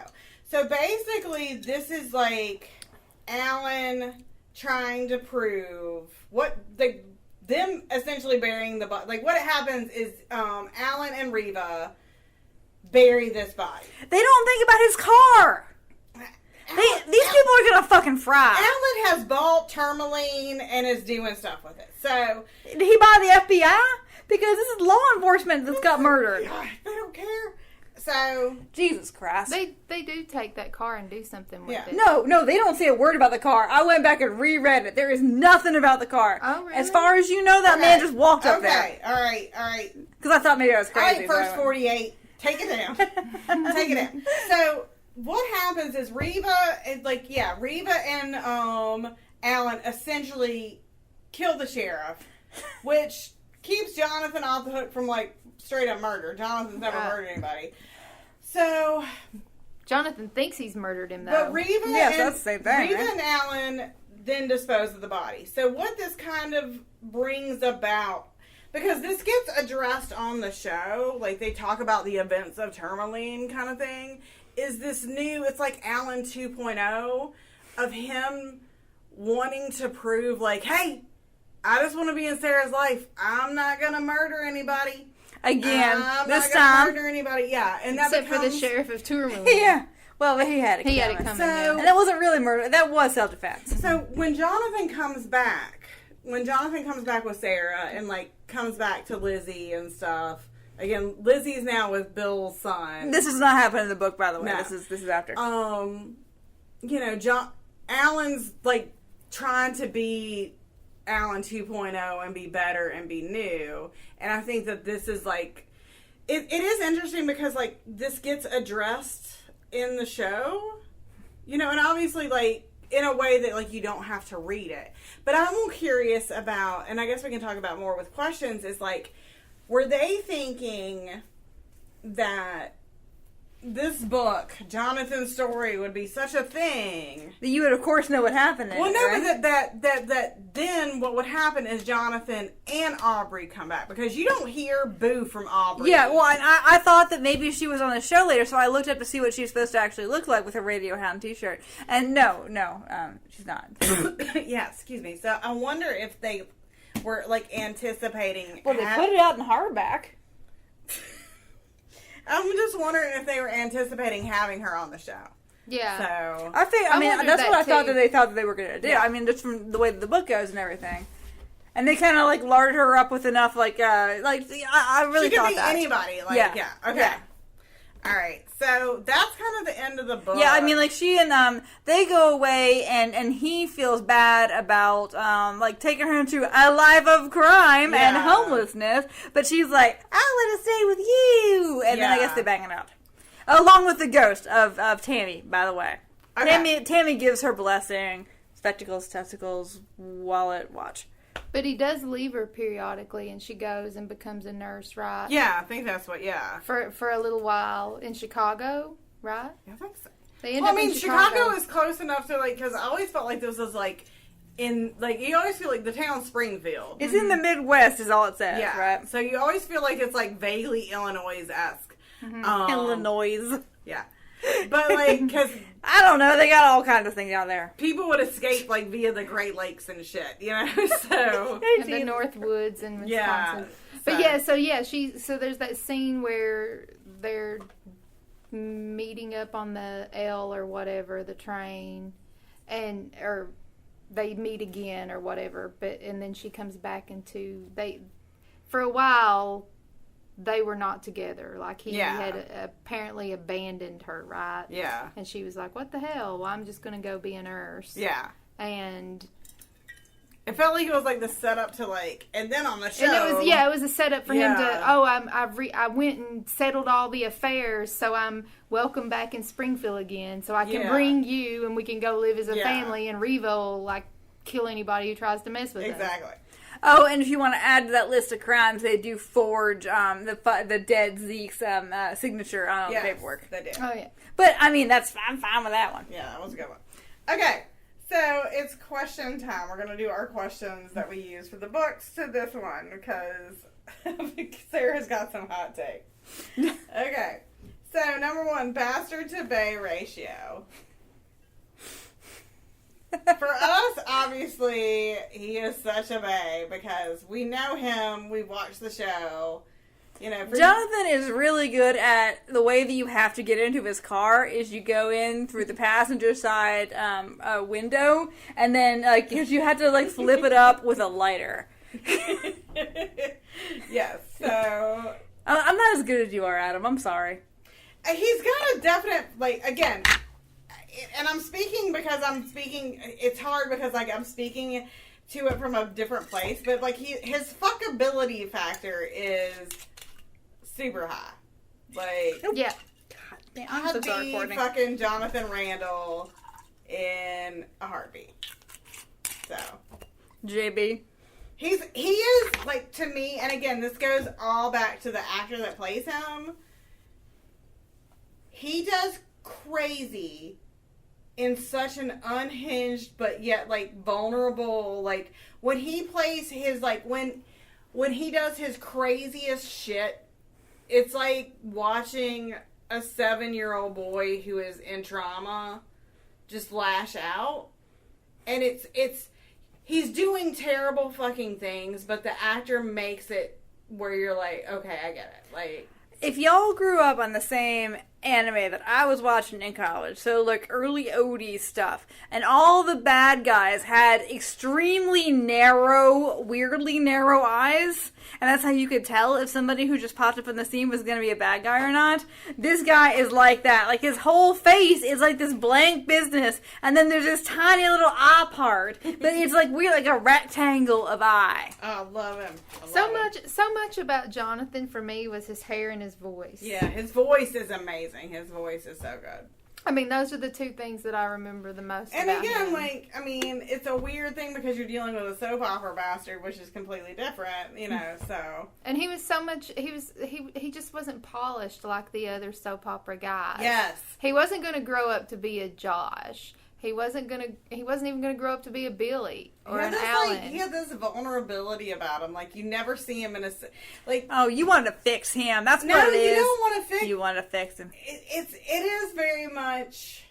Tammy wanted to fix him, Tammy but we hate Tammy. We hate Tammy. I mean, the crazy thing, if he wasn't crazy and didn't have his edge, then we wouldn't like him anymore. I mean, that's one of the things we like so much about Revo is you just never knew what was going to happen. Yeah, like, she could be 1 minute, like, saving the town, and the other Cover minute the fountains. She could be burning the fuck out of it. You know? Yeah. So, like, it's that kind of thing. Okay. The Bechdel to bitch ratio. She does have friends. Really, she has her mom. No, she doesn't have friends, though. She, like, inherited friends from her mom. Well, she's got her mom's coworker and then her mom's coworker daughter, who was, like, her friend. Yeah. But she doesn't really, nobody gets her. I mean, I feel really sad for her because, like, they think she's crazy because she wears, like, dangly earrings. Yeah, it's really superficial, like. Yeah, I feel real bad for her because she's really unhappy where she is, and she doesn't have anybody who actually understands her. Yeah. But she obviously shops at Target, so. Yeah. She calls it Target, you can tell. She's doing totally fine. I mean, but is there a scene, are there scenes where, I forgot. You know what makes her the weirdest thing in the world? She's a vegetarian. Oh, yeah. Oh, that's right. I forgot all about that. Mind blown about that. Yeah. But I will say, like, and I guess this goes more into number, like, our next. No. Well, you were going to say that there's a scene. Oh, just, there are scenes where she is having conversations with other females, and it's just them talking. Oh, yeah. It's about, like, work and about babies and stuff. It's not about the man. So at least there's that. Yeah. Oh yeah, definitely. Like it's not completely devoid, but it could be better. And she talks about her career and stuff. I feel real bad for her though. I mean, she is very unhappy. Okay, so how racist is it? Just like all these other books, and that there's nobody but white people. Yeah, there's nobody. living I in will say that they try to do, like, I mean, again, this doesn't deal with race at all, but like with her working with like. Kids with disabilities, that there are people who do have disabilities, and it wasn't. I thought it was going to be like a lot of like ableism, but it wasn't that. Like, you know, it was just them hanging out. Yeah, they have a great time at the fair. Like, yeah, I like that. It's very much though using people's disabilities as like as a human litmus test. Yeah. Like, Jonathan's not the worst because he hasn't like slapped this man with muscular dystrophy. Yes, exactly. Yeah. So. Okay, would you mind if someone slapped the heroine? She gets slapped a lot in his book. But she gets choked. I mean, like, Jesus. I really kind of enjoyed her. I feel like if they had brought her on the show, I would have loved it because, like, where Tammy's so fucking... I would have slapped Tammy's ghost. Oh, my God, I would have slapped Oh, yeah. Yes. Can we slap Tammy's ghost? Can you just go on? Get out of the way, Jesus. Walk into the light. It's Carol Ann. I wish... Okay, so they have... On the show, they had, like, the actress that was portraying Lizzie when the pregnancy happened was a different actress than, like, the later Lizzie. And I think that if they had, like, late era Lizzie with him, everybody would have been for it. Because she, like, had that, she was to Lizzie what that actor is to Jonathan. Like, she had that just right amount of, like, snap and vulnerability, And, like, when they did have scenes, they were really good, you know, like, dealing, because she was there for, like, the Sarah fallout. Like... Oh, by the way, you stole my fucking baby, and let me think she died in a quarry fireball? That's pretty much... That's the worst part about this That's book. pretty much how she says it, and then beats the shit out of him. And, like, there's, like, one part... Well, I will hold her wig. There's one part where, like, he tries to kidnap her, and she's like, get the fuck away from me. You know, I mean, they were really good together, but the Lizzie that they had wasn't as strong. Mm-hmm. So, I think it's interesting, like, if, like, thinking about actresses, if they had her, would she be the heroine, you know? Anyway. Yeah. Okay. Would your 12-year-old self have dog-eared any pages? The sex was pretty good. The beach scene, really definitely. And maybe even the scene in the apartment that doesn't... there was some rogering. That doesn't get finished. Some... Finger blasting. You don't see my fingers. There were some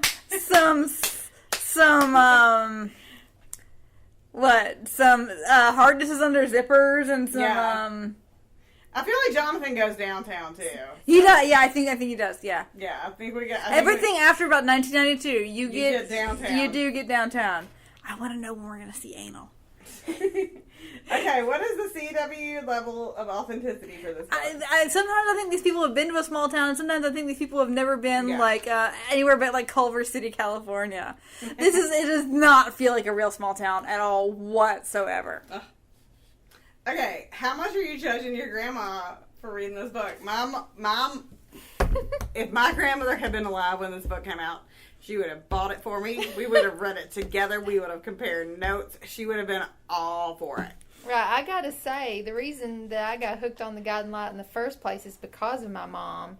We'd get off the bus every day, and the Guiding Light would still be on, so we would make it home in time for at least the last 30 minutes, and our food would be ready, so we would sit down at the table and eat and finish watching the Guiding Light. And then in the summer times, we got to watch the whole thing. And then my mom, when my mom took a break from work and was not working for a period of years, so she was home when we came home from school. Then when she went back to work when I was about in the 6th grade, I would come home, when I came home from school, I was still flipping on the Guiding Light even though she wasn't there. Mm-hmm. So, and when I went next door to my grandma's house, my grandma watched different soaps. She watched Days of Our Lives. That was her movie or her story. She called them her movie or her story. You watch your stories, she watched that, and she watched some more. But so sometimes in the summer, I would go up to my grandma's and watch soap operas with her, but then when it came time for Guiding Light, I'd go home and watch it because Grandma didn't watch Guiding Light. That was about the time of the day when it was getting cool enough, so she'd go back out in the garden. But in the heat of the day was when Days of Our Lives was on, and I knew just enough about Days of Our Lives to carry on a conversation about it. But yes, so the whole reason I'm here, the whole reason that this is here is because of my mom. So, and my mom introduced me to books, period. I mean, my mom would read Edgar Allan Poe. My mom gave me a copy of George Orwell's 1984 and said, yeah, it's about time for you to read this. I mean, so she wouldn't have been scandalized by me reading about some sex in the guiding. Would either of y'all's moms or grandmas have said the word finger blasting? No. That's what I want to know. No. My mom would have laughed about it if somebody else said it. Yeah. But she wouldn't be the one to say it because to her that would be unladylike. Y'all, I was in... My mama's family is from Pittsburgh, and so that is a good, solid 10 fucking hours drive. And my mom used to get, and my dad too, audiobooks. And so she had this damn Stuart Wood Stone Barrington book on, and she and I were alone in the car. I was driving through West Virginia, and then he is fucking all these cougars, and it is the most Marty Stew thing in the world. But he is going in anal on this not elderly, probably closer to my age than I think it is, lady on a bearskin rug, and I'm just like driving, and my hands are at 10 and 2, and my eyes are completely straight ahead, and my mother is the exact same, and we have never spoken about it. We will never speak of this. And it kept happening. This whole damn book. It was not a good book, and it would happen all the fuck. I mean, at least let's say there was 5 of these explicit sex scenes where Stone Barrington is like shit hot, even though he's like, he's Stuart Wood's alter ego, and he is at least banging ladies of an appropriate age to himself. But damn, y'all, I'm just telling you, don't get a Stuart Woods one with your mama. Just FYI. Well, it reminds me, my dad used to always heckle my sister and I for watching the soap operas, and he would tell us that we were warping our minds. Well, and that wasn't it. I always had, I know I told the story about my daughter earlier, I'm not going to tell, but I was sharpening up those argument skills, because I would say, Dad, I watch this stuff because of your mom and my mom. So if anybody's mind's warped, it's theirs. Are you going to go tell your mom that her mind is warped? And he would just laugh at me and be like, hell no, I'm not going to go tell my mom. Your daughter has it for me. Again, I guess, like, to close out, like, I don't know what booze I would choose as that. But again, as part of my for 40... It's a ridiculous thing to talk about how much you love a thing, like the guiding light. But you have to remember, like... Well, you should never be ashamed. I will never be ashamed of it. I love it so much. And I think what it is, again, this is the 1980s, and especially growing up when you're pre-adolescent and adolescent, Kim Zimmer's Reva Shane really was an impact for me, because here's this strong, unapologetic woman who broke rules and fought to get what she wanted, and did it in such a way that you really didn't see. Like, she was kind of considered a bad girl, but she played it in a way that were like... And the other thing that was so great she was always falling in and out of grace. She fell in and out of grace, and like Kim Zimmer was this woman that looked very much... I mean, she's a beautiful woman, but she also looked like she could be anybody.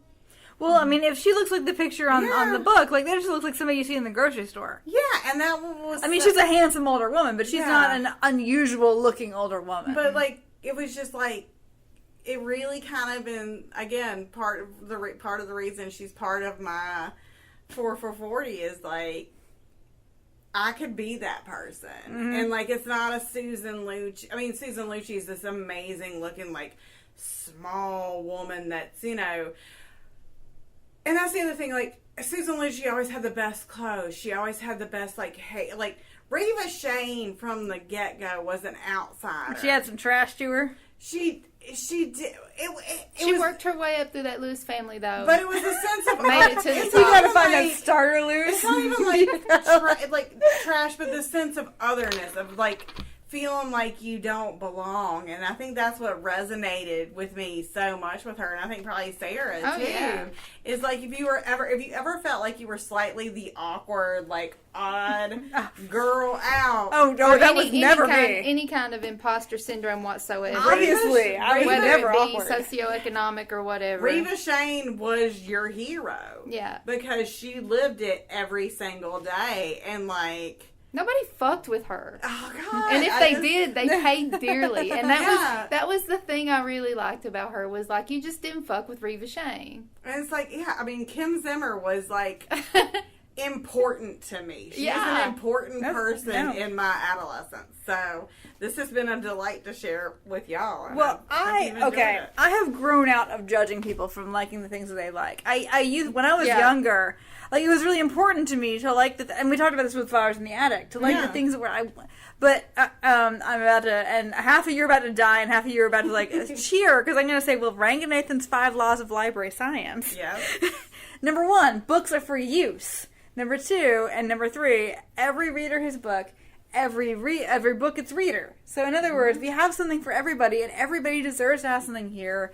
Save the time of the reader, and the library is a growing organism. We are not here to ever make fun of the things that people love. We're here to love the things that people love. Exactly. I think if you find something that you love, you should... I mean, because it's kind of hard to find something that you really love. I mean, I know this sounds cheesy, but once you know what it is that you enjoy, whether it be a book or a show or a type of exercise or whatever, or what you wear, or how dare somebody else tell you that there's something wrong with that? And if you should just be happy for... I mean, at some point in my life, I realized that if... I guess when you realize, oh, I really love this thing, and not many people love this thing, but I can be happy for other people that love some weird thing that I might think is weird that I don't like. The saddest thing is when people, adults, at our age, try to fuck with you because you like a thing. Mm-hmm. Like, no, I'd like to call on everybody. It's like 7th grade bullshit, right? Right? And then, you see people try to stop calling it a guilty pleasure. That's what I was gonna say. I was gonna ask you. Never be guilty. Unless let's you're doing, call on all of us to stop saying the word guilty pleasure. To stop being afraid, ashamed of your Spotify playlist. Yeah. Mm-hmm. To stop being oh well, it's just a dumb thing. But I like this. I do my fan art. I do my fan fic. Quit doing that. Just own your shit. Right. Jonathan Randall is really stupid, but really good at owning his shit. And we love, even though we have, seriously trolled Jonathan Randall, we love, Courtney and I still love him. I think he's a dumb piece of dog shit. I'm sorry, if you got a baby that your homeless ass is trying to feed, you show up to work on time. That's true. I agree with everything you said, and I have joined in the trolling. But he's just one of those. We love him in spite of him being an idiot. Yes. Well, he can't do any better. I mean, it's his nature. I mean, obviously, it's his nature. So, yes. What did they used to say? What was the guiding light thing they used to say? Did they have a thing that they used to? Oh, it's not like Sense of the Hourglass. It's like God. Those are the days. I think there is something, and I can't think of it. It is July 4th, and it is the Bauer family picnic. The Bauer family barbecue. That brings me back. That's a good memory. I remember one episode at the Bauer family barbecue, and in that episode, they were playing Saturday in the Park by Chicago. And that is just such a damn good memory for me. To this day, every time I hear Saturday in the Park by Chicago, I'm just like, I just feel happy because there was that Bauer barbecue. The Bauer barbecue. And it was summertime, and people were eating hot dogs, and nobody died in that episode. We were cousin, fucking. And this was years before the cousin. Yeah, years before. Oh, well, that's what you think. But it was just such a happy memory. These people are clearly related to each other. I might go see if I can YouTube that Bauer barbecue. Oh my God. I bet you it might be on YouTube somewhere. And you should watch it tomorrow. Every year we watch 1776 on July 4th. You should watch the Bauer barbecue. Sit down, John. I also watched the Twilight Zone marathon. Oh, I love 1776. Me too, but I hate, if I could cut out that whole part with Black Danner, I would. I'm sorry, Black Danner, and I'm sorry, Gwyneth Paltrow. My big thing on July 4th is the Twilight Zone marathon. For me, it's Jaws.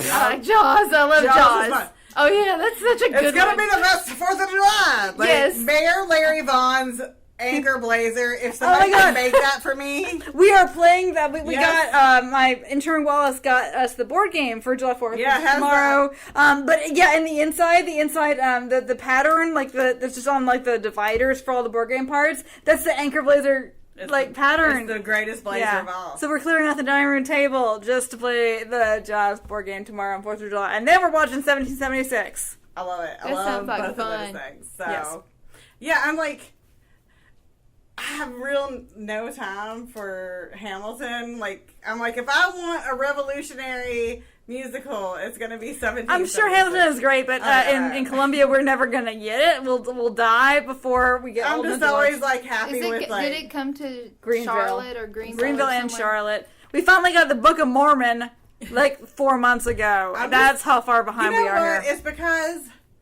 again, like, as my former life before a librarian, I was basically a presidential scholar. And my president boyfriend is John Adams because he's such a grumpy bastard. Yes, he is. And he never owned another human being. Yes, he never owned another human being. He wrote amazing love letters to his wife. Oh, my God. And he was such a grumpy, petty bastard. Like, so... I can't really excuse the Alien Sedition Acts, but yeah, I am also standing John Adams. I do love somebody who owns their grumpiness. Right? Yes. Like, he was just like, "Rah!" Like, I just love that his last words are just like, this motherfucker is living longer than me. Like, I love that pettiness so Well, much. I read a collection of his letters, and I haven't finished it, but I started it like years ago. I haven't finished it. There's this bit where, okay, he's like, "Dear Abigail, you left, and my small linens were locked up in the closet, and you took the key. But luckily, I was able to open up a drawer and get my... In other words, congratulations, fucking John Adams. You found your own underpants. I mean, Yay! he's Those so founding sweet. I'm fathers. sure she was reading that, like, eye-rolling, like, Uh-huh. oh, please. Like, God bless America, John Adams got his underpants. There's one where she's like, can I sing? And he's like, do you want me to answer? And it's the greatest thing. So that's my recommended reading, is the love letters Yes. to John Adams and Abigail Adams. So, Yeah, they're fantastic, and they're very, like, real and very, very true. Even Yes. he gives her reading list, which is kind of, but she's a lot younger than he is. But also, like, I would take a reading list, you know? From John Adams, maybe. Yeah. And she is so fucking offended. Like, when people start with, like, to say mean things about him when he's president, she's not, she's very She's a mean. ride or die, is what Yes, she is. she's so. a bottom bitch, yes. So. Okay, Abigail Adams is my girl. Happy 4th of July. It's gonna be, like, probably fucking Yeah, like August before August. Happy gets... Like, it's gonna be... Happy 4th of August. Well, thank you guys, and enjoy We your... apologize for this. I do not Thank you apologize for having that. me. For the length. We apologize for the I length, don't not the apologize content. for it because And I please, could talk... and please, God, if I ever get to come back here, let it be not about incest in the story. Jonathan Randall It's is West really Virginia. bad at... Jonathan Randall is really bad at telling time. It's the big red button.